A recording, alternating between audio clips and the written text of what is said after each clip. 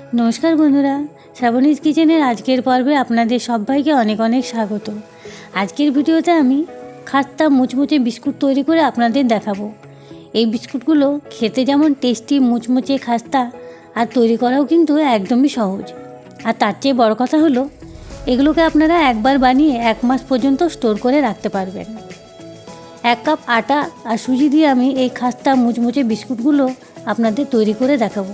আপনারা ভিডিওটা শেষ পর্যন্ত দেখতে থাকুন।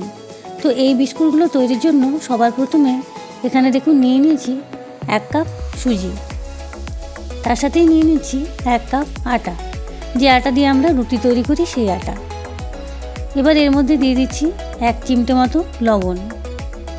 লবণটা দেওয়ার পর এটাকে ভালোভাবে মিশিয়ে নিচ্ছি। দেখুন খুব ভালোভাবে এটাকে মিশিয়ে নিয়েছি। এবার দিয়ে দিচ্ছি 1/4 কাপ সাদা তেল। এখানে তেলের পরিমাণটা কিন্তু একদম ঠিকঠাকভাবে নিতে হবে, নাহলে বিস্কুটগুলো খাস্তা তৈরি হবে না। এবার তেলটা দেওয়ার পর এটাকে খুব ভালোভাবে আটা আর সুজির সাথে মিশিয়ে নিতে হবে। খুব ভালোভাবে দেখুন আটা আর সুজির সাথে তেলটাকে মিশিয়ে নিয়েছি। এবার কিছুক্ষণ এটাকে এরকমভাবেই রেখে দিচ্ছি। এবার একটা মিক্সার জারের মধ্যে নিয়ে নিচ্ছি 1/2 কাপ চিনি। তো এখানে আমি 1 কাপ সুজি আর 1 কাপ আটার জন্য 1/2 কাপ চিনি নিয়েছি। আর এই চিনির সাথেই দিয়ে দিচ্ছি 3টে গোটা এলাচ আর 7-8টা আলমন্ড বাদাম। এবার এগুলোকে খুব ভালোভাবে গুঁড়ো করে নেব। দেখুন খুব সুন্দরভাবে এটাকে গুঁড়ো করে নিয়েছি, একদম মিহি করে দেখুন গুঁড়ো করে নিয়েছি। এবার সুজি আর আটার যে মিক্সচারটা তৈরি করে রেখেছিলাম তার মধ্যে এই চিনির গুঁড়োটাকে ঢেলে দিলাম। চিনির গুঁড়োটা দেওয়ার পর আরেকবার সমস্ত উপকরণগুলোকে খুব ভালোভাবে মিশিয়ে নিতে হবে। দেখুন এইভাবে খুব ভালোভাবে এটাকে মিশিয়ে নিতে হবে। এবার এর মধ্যে আরও কিছু উপকরণ মিশিয়ে নেব। তো এখানে দিয়ে দিচ্ছি 2 চামচ শুকনো নারকেলের গুঁড়ো, তার সাথেই দিয়ে দিচ্ছি 2 চামচ সাদা তিল। এর ফলে বিস্কুটের ফ্লেভারটা ভীষণ ভালো তৈরি হবে। এবার এগুলোকে আরেকবার ভালোভাবে মিশিয়ে নিচ্ছি। খুব ভালোভাবে দেখুন এটাকে মিশিয়ে নেওয়া হয়ে গেছে। এবার এর মধ্যে দিয়ে দিচ্ছি পরিমাণ মতো লিকুইড মিল্ক। নর্মাল টেম্পারেচারে রাখা লিকুইড মিল্ক এখানে আমি দিয়ে দিলাম। তো দুধটা এখানে অল্প অল্প করে নিয়ে মিশিয়ে নিতে হবে, আর হালকা হাতে আটা মাখার মতো করে এটাকে মেখে নিতে হবে। আর ডোটা খুব নরমও হবে না আর খুব শক্তও হবে না। দেখুন ঠিক এরকমভাবে এটাকে মেখে নিতে হবে। আর এটা মেখে নেওয়ার জন্য এখানে আমার 1/2 কাপ মতো দুধ লেগেছে। এবার এটাকে ঢাকা দিয়ে কিছুক্ষণ রেস্টে রেখে দিচ্ছি, যাতে এটা ভালোভাবে সেট হয়ে যায়। কিছুক্ষণ পর দেখুন ঢাকাটা খুলে নিলাম। এখন এই ডোটা পুরোপুরি সেট হয়ে গেছে। এবার এটাকে শেপ দিয়ে বিস্কুটগুলো তৈরি করে নেব। তো প্রথমে এটাকে এরকম হাত দিয়ে চেপে চেপে একটু লম্বা করে নিতে হবে। এরকমভাবে ঘুরিয়ে ঘুরিয়ে একটু লম্বা করে নিতে হবে, আর ধারের দুটো অংশকে চেপে চেপে একটু সমান করে নিতে হবে। দেখুন এইভাবে আমি এটাকে রোল করে নিলাম।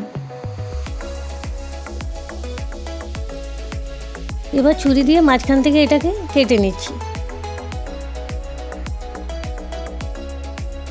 এবার একটা অংশকে ছোট ছোট পিস করে কেটে নেব, কিন্তু তার আগে এটাকে এরকম একটু উপর থেকে চ্যাপটা করে নিচ্ছি, যাতে বিস্কুটগুলো দেখতে সুন্দর তৈরি হয়। দেখুন এরকমভাবে তৈরি করে নিলাম। খুব সহজেই কিন্তু এটা করে নেওয়া যায়। এবার ছুরি দিয়ে পিস করে কেটে নিচ্ছি।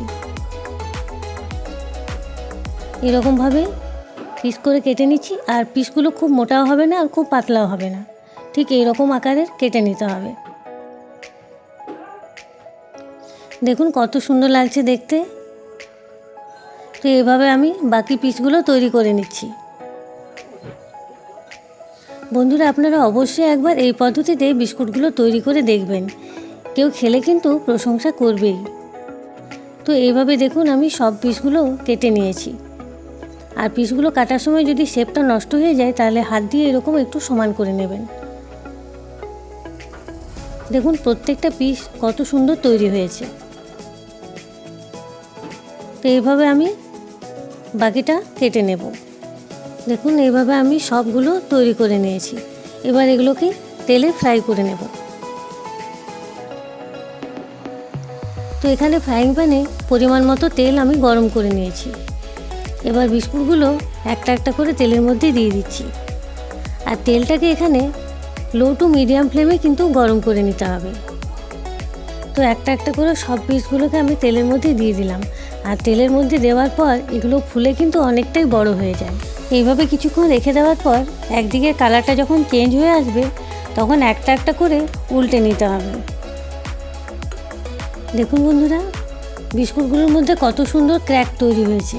তার মানে এই বিস্কুটগুলো ভীষণ খাস্তা আর মুচমুচে তৈরি হবে।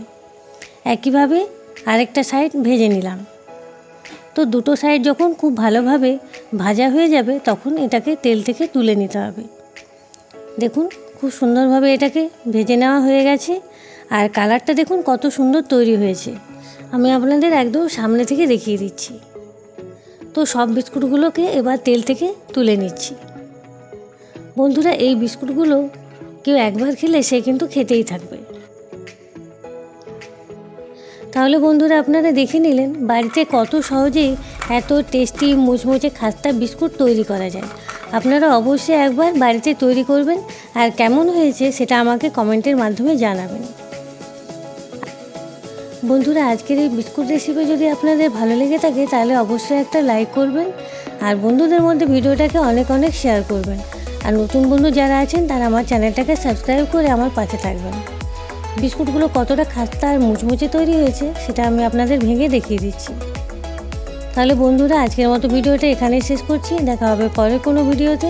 ততক্ষণ সবাই ভালো থাকবেন, সুস্থ থাকবেন। ধন্যবাদ।